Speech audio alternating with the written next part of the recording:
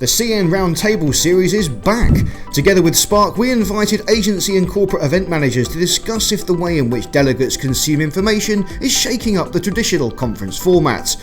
What role then does technical production have in the experience, and is interactive technology an enhancement or a distraction? We put our delegates to a test to see how best they absorb information, but you'll have to wait for the September issue to find out the results. In the meantime, here's Wander London's David Crease on VR.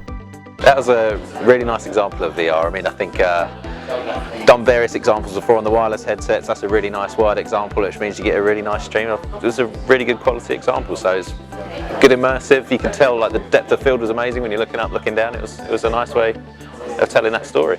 So where do you think VR is best used at live events?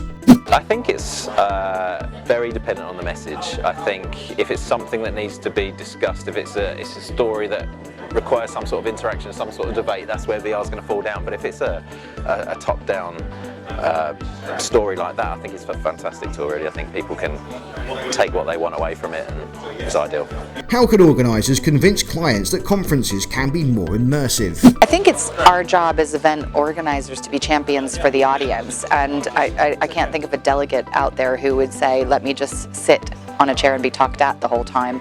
So it's our job to illustrate the power of experience and unleash that for the audience, help the client think about what's the story they want to tell and what's the most imaginative way that we can bring it alive.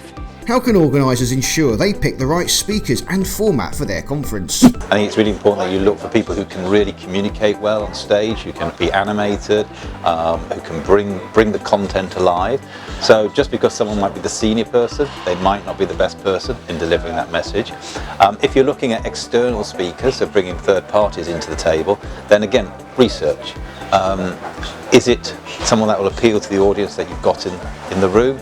And is it someone who can talk about the topic that you want them to talk about and link into your other topics as part of the trail? Where's the balance between cost and creativity? Well, I think on the one hand, clients are asking us to do more, and often they're asking us to do more for less. So it's how you find that balance between the two.